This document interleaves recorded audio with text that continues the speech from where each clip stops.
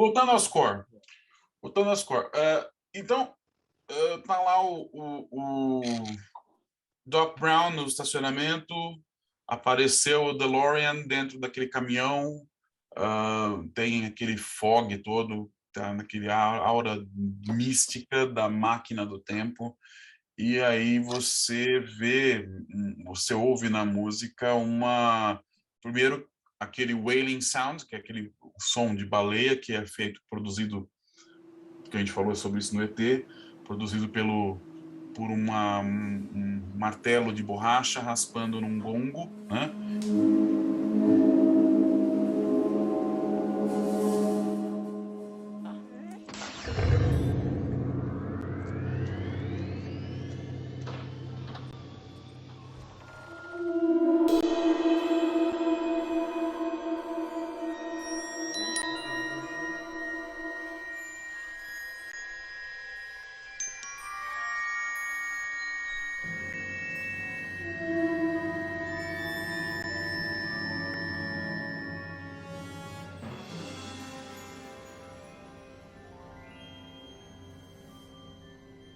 Então isso aparece então nessa primeira faixa, depois vem acompanhado da parte da percussão, que hoje em dia já é um lugar comum pro Alan Silvestre. A gente vê isso em maior parte dos filmes dele. Vem à mente o Predador,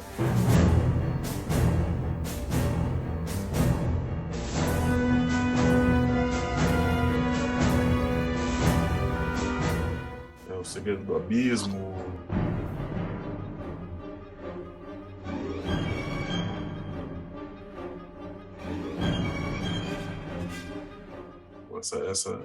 esse estilo Alan Silvestre meio militarizado de percussão, e depois entram alguns arpejos e que evoluem para um crescendo e um naipe de metais em notas graves, e encerrando a apresentação da DeLorean, né? Uma coisa que chama bastante atenção nesse filme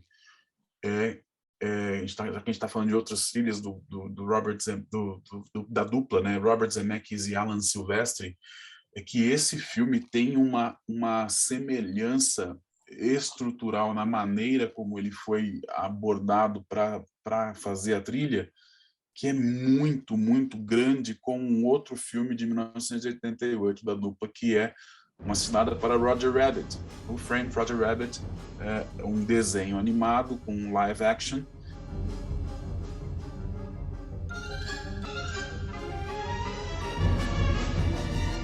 Que tem exatamente a mesma abordagem.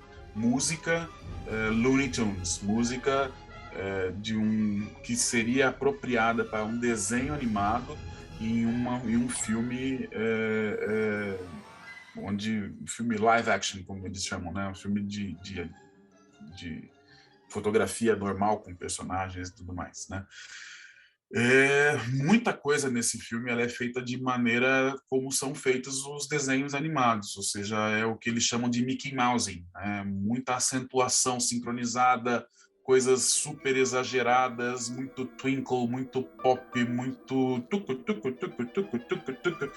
E isso daí acho, né, que acentua o efeito cômico do filme e deixa o filme um pouco mais leve, mas ao mesmo tempo, por exemplo, tem isso nos liner notes do CD, que esse twinkle que aparece assim, isso o Alan Silvestre ele descreve como sendo as sinapses do Doc Brown disparando. É muito doido, né? E eu nunca tinha enxergado assim. Eu sempre pensava nesse motif dos sininhos como alguma coisa meio mágica de Hill Valley, né? Porque não é uma coisa que aparece só no primeiro filme, aparece nos outros filmes também. Tudo que envolve aquele território geográfico e que a hora que a câmera chega e você percebe como uma plateia que aquele espaço está diferente, ou que aquilo ali vai virar outra coisa no futuro ou no passado, é uma bagunça, né? Vem esse twinkle aí, né, de sininhos, né? A sessão de percussão dessa orquestra, que mais uma vez lembrando, uma orquestra de 98 pessoas, gente. A sessão de percussão dessa orquestra é inacreditável, é impressionante, tem de tudo que você pode imaginar, desde glockenspiel, tambores, sininhos, tudo quanto é coisa de percussão maluca que você pode imaginar foi utilizado, que foi o que o Luigi estava falando. O Zemeckis chegou pro Sylvester e falou assim, ó, meu, cara, regaça, toca o pau aí, porque ou vai, é isso que o cara quer, entendeu? E funcionou muito bem, né? Então, essa coisa da música Looney Tunes, né? É muito interessante, por exemplo, você vê o filme tem essa coisa de de repente ele acentua uma coisa e aí para, ele interrompe, fica aquele vácuo, aí só pro ator ou dá o delivery daquela linha, entendeu? E isso acentua a dramaticidade, até mesmo o efeito cômico, que tem coisas muito interessantes, justamente por causa desse efeito. É muito interessante. O Alan Silvestre foi o básico do básico, ele foi criando essas coisinhas, esses pequenos motifs, digamos, né? Em cima dos personagens. O mais característico que está muito ligado é o Doc Brown. O Doc Brown é um personagem histriônico, ele é exagerado, ele faz caretas, inclusive a inspiração do Christopher Lloyd para criar esse personagem, ele se inspirou em personagens que eram meio assim, o Einstein e aquele tinha um condutor muito conhecido que é o Leopold Stokowski, era um condutor na época, acho que na década de 50 e tal. Ele se inspirou nesse maestro, né, que tinha os cabelos também desordenados, tal. E eram pessoas assim bem características, elas eram caras e bocas. E o personagem, sendo dessa forma, o Alan Silvestre pegou e pensou, não, vou fazer uma música que exemplifique isso. Então a música do Doc Brown, ela é histriônica, ela é ela é rápida, ela vai, vem, vai, para, de repente para, aí já entra numa outra parte que é a parte das descobertas que o Doc Brown faz, que é aquele taran, taran. Aí já volta de novo pro Doc Brown, aquela coisa maluca, tal. Tem uma cena que o Christopher Lloyd fala: nós vamos mandar você de volta para o futuro, aponta para a câmera, para a audiência, para o público, entendeu? É ótima essa cena. E a música ali nessa parte também, ela acompanha exatamente isso.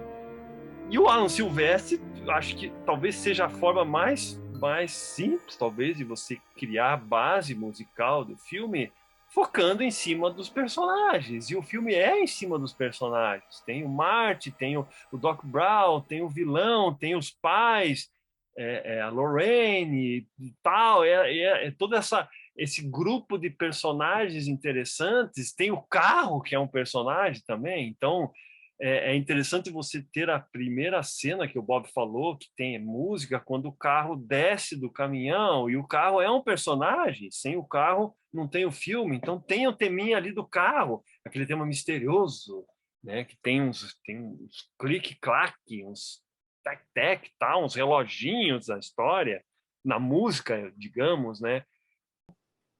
Voltando a algumas sequências do filme, não vamos falar de todas as sequências do filme que tem música, isso a gente recomenda vocês assistirem de novo o filme, ou assistirem e repararem na trilha do Alan Silvestre, mas tem alguns momentos chaves muito interessantes que a gente vai falar, eu e o Bob, e o primeiro, talvez um dos primeiros momentos chaves é aquela sequência que é a armação que o Marty McFly cria uma trama lá com o pai dele, né, com o George, que é aquela sequência que ele vai lá salvar, supostamente o Marty tá lá abusando da mãe, ele vai salvar no carro, e dá tudo errado. O Marty não consegue voltar para o carro, ele marca com o George lá de abrir a porta do carro e ele dá de cara com o vilão do filme, né? O Biff Tannen, que está lá tentando abusar da Lorraine. E ali tem uma particularidade que é o momento que o George ganha força, né? O primeiro momento do filme, depois tem uma outra sequência que ele também ganha mais confiança, que a música é importante. Ele dá o soco no Biff, nocauteia ele, e ele vai pegar a mão da Lorraine, e ali o Alan Silvestre coloca o mesmo tema principal, né? Que é esse que se está ouvindo aí.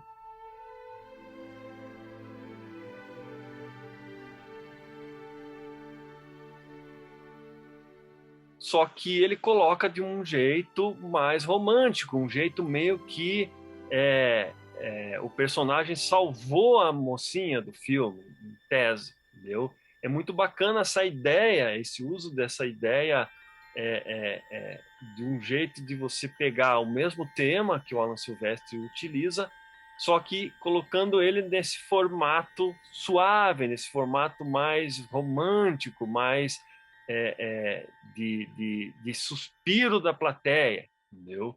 Essa sequência do baile é uma sequência importante do filme, são uma das sequências mais importantes dentro da história, que é justamente a hora que a coisa vai entrar no eixo, né?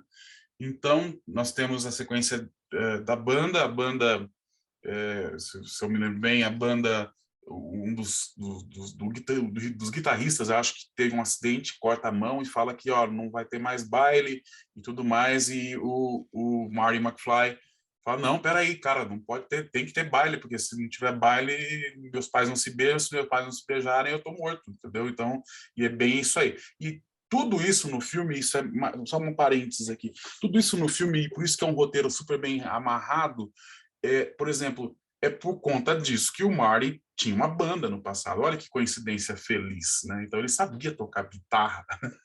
Então por conta disso ele consegue salvar a situação, né?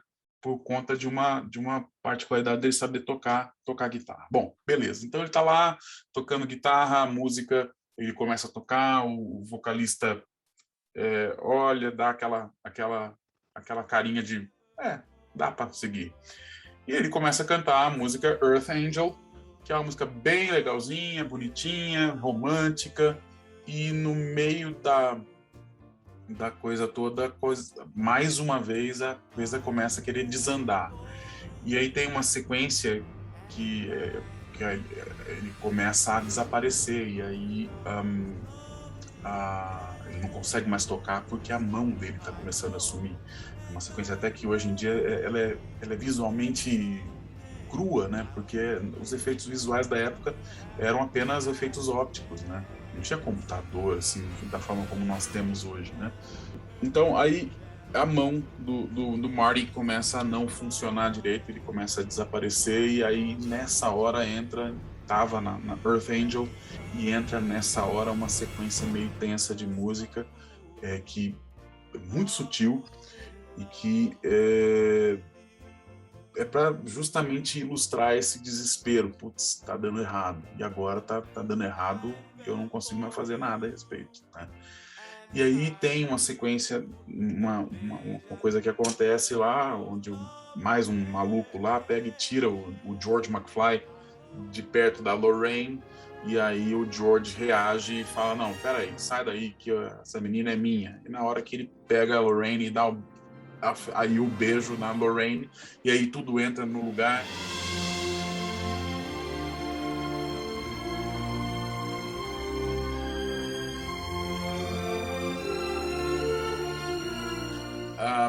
Volta Earth Angel, e aí é a grande sacada, porque isso é uma atitude que eu acho que hoje jamais seria feita, porque hoje as coisas são feitas usando uma marreta, não uma coisa sutil. Então, porque você começa a próxima estrofe de Earth Angel, você tem aí uma orquestra de cordas inteira atrás, né? Que logicamente ela não existe ali, né? no palco, né? Mas é isso que vocês estão vendo aí. E é muito interessante, porque acentua aquilo que o diretor queria e que nós queremos como plateia, né? De uma forma sutil, super efetiva, né? E não é nenhum boom do Hans Zimmer, né? Que ninguém aguenta mais. Se fosse usado só a música, o Earth Angel sendo tocado ali, eu acho que talvez não tivesse mesmo impacto da sequência, né? Inclusive essa mixagem tá no CD que foi lançado, no Earth Angel, tem essa parte por baixo dessa música, do score do Alan Silvestre, e quando a trilha foi lançada, só a trilha, né, só o score do Alan Silvestre, tem essa mesma faixa sem a música, a canção do Earth Angel, né? Você acaba de sair de uma situação que é o ufa, agora acabou. Não, pera, agora acabou não, meu amigo. Você tem que estar lá daqui a 12 minutos ou coisa parecida, porque o raio vai bater lá naquele troço, esteja dentro do carro, be there or be square. Não tem jeito. Então, Essa sequência, essa estrutura narrativa, só um adendo a respeito do roteiro, que é um dos roteiros mais brilhantes da história do cinema, eu concordo.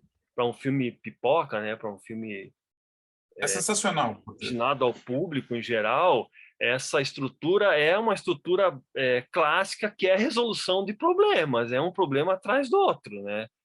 O roteiro ele é muito bem amarrado. Ele é muito interessante, as coisas têm um porquê, não deixa muita ponta solta, consegue fazer a tal da suspensão da descrença, suspension of disbelief, de uma maneira muito bem resolvida, né? Não fica ponta muito solta, né?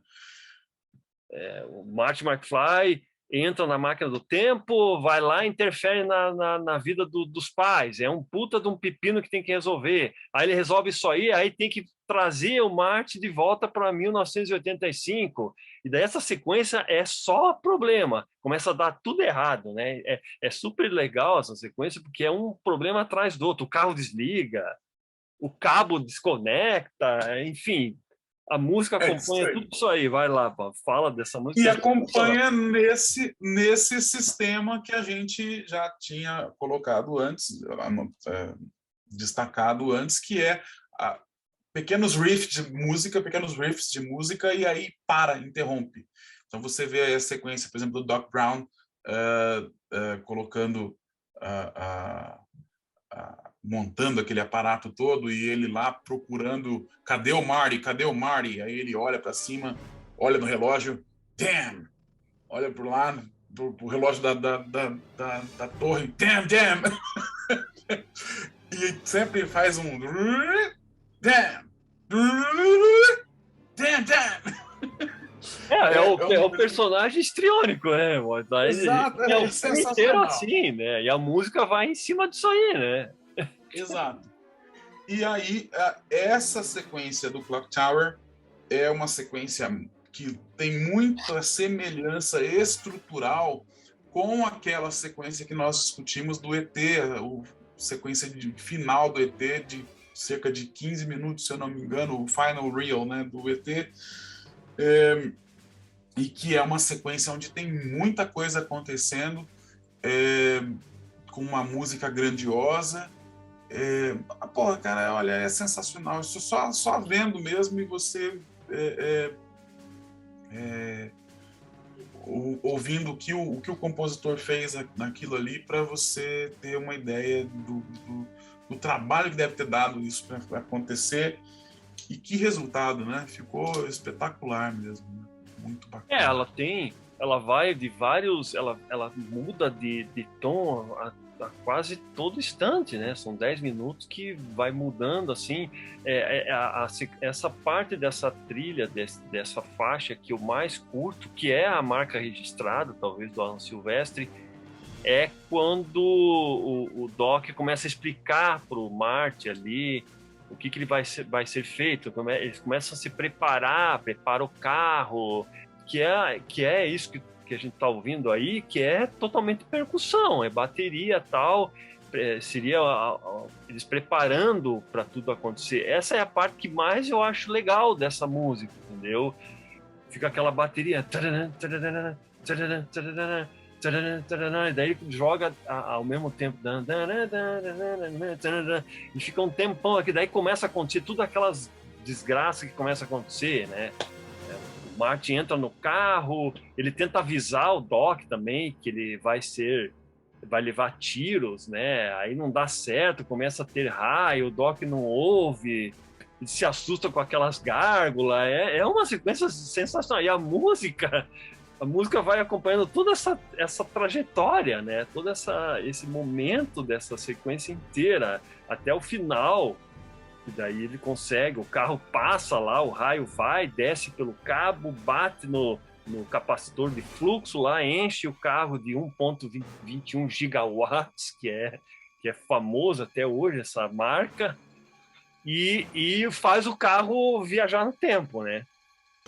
Esse filme tem talvez a sacada de merchan mais legal que eu já vi no cinema, que é a história da cueca do Marty McFly, que na hora que ele encontra a mãe dele e tudo mais, ela leva ele, tem um acidente, né, cai da árvore, quase atropelado, coisa toda, e eles levam o menino para casa, e aí ela tá no quarto e ela começa a chamar ele de Calvin. Por que você me chama de Calvin? Ele fala, ué, não é seu nome? Tá escrito na sua cueca, tá bordado, ela, Calvin Klein. Sensacional, né? Então, é muito, muito legal. Mas é isso. Vamos falando dos LPs e dos CDs que foram lançados com a trilha, com a música. O primeiro que foi lançado na época do filme em formato de LP e de cassete foi esse aqui, que é o...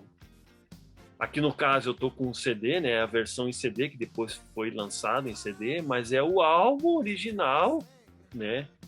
Que tem aqui, não sei se dá para ver, algumas faixas, tem muitas músicas, canções, né? Tem o Earth Angel, tem algumas outras canções da época, tem uma outra canção, músicas também compostas que foram usadas, músicas da época de 1985 também. Tem o Power of Love, que é o tema principal, que foi composta pelo Howie Lewis, que ficou famoso também, que uma particularidade é que esse Power of Love não tem muito a ver com o filme, né? É uma letra que fala sobre outras coisas, sobre o amor de um cara, que ele não precisa de dinheiro para... o amor não precisa de dinheiro para ser sentido, tal, e não tem muito a ver com o tema do filme, né? E depois o Howie Lewis teve que compor uma outra música que também tá nesse álbum aqui, que é o Back in Time, que daí também fala um pouquinho mais da temática do filme, né, tal. E tem essas canções, e daí tem só duas faixas do Alan Silvestri, que é Back to the Future Overture, que é uma junção de 3 faixas, que pega aquela parte final do Clock Tower, né, e o Back to the Future, que é outra faixa, que é o tema que entra nos créditos finais, o tema principal que o Alan Silvestri compôs, né? Demorou muito tempo para sair a trilha original, o score, né? Aí, em 2008, a Entrada Records finalmente pegou a gravação, né, o score do filme, e lançou este CD, que tem a mesma capinha original, só que agora vem com o score, né, de Alan Silvestri, e temos aqui atrás as faixas que são só a trilha composta pelo Alan Silvestri, sem as canções, né? Então tem aqui 24 faixas num CD, são 2 CDs, né? Esse aqui são um CD que tem 2 partes aqui, né? Peraí. Tem a parte daqui, tem a parte daqui que tem o CD. Então, o primeiro CD é a trilha como foi composta e usada no filme, né? E o CD 2 é as alternates que o Bob estava falando também lá, as outras faixas que o Alan Silvestri foi recriar. Foram as primeiras coisas que o Alan Silvestri gravou, né, com a orquestra. É um CD bacana, já não tem mais. Depois a Entrada ainda lançou mais uma versão desse CD aqui, que só vinha com o CD1, que eu acho que ainda é possível adquirir esse CD, mas ele não tem esse CD2 que tem as alternates. Mas é um relançamento só com o CD1, com a trilha do Alan Silvestre, que tem exatamente 49 minutos e 24 segundos de música. Acho que era tudo que a gente tinha para dizer sobre essa trilha, sobre esse filme. A gente gostou bastante da sugestão do Blaupunkt e que a gente se divertiu bastante pesquisando sobre as coisas para falar aqui para vocês, tá bom? Obrigado pela atenção, obrigado pelas assinaturas aí e, por favor, comentem alguma coisa para a gente ter mais oportunidades de conversar sobre outras coisas, tá? Não esqueçam de clicar lá no bendito do sininho e, por favor, assinem o canal. A ideia é expandir e a gente ter mais amigos, né? Como diria o Roberto Carlos, eu quero ter 1 milhão de amigos trilheiros. Certo, Luigi? Beleza, obrigado por vocês terem ficado até aqui. Mais uma vez, o agradecimento a essa sugestão, né, para falar De Volta para o Futuro, que é um filme que a gente curte. Com certeza a gente iria fazer um leitmotiv falando sobre a trilha do Alan Silvestre, sobre o filme também.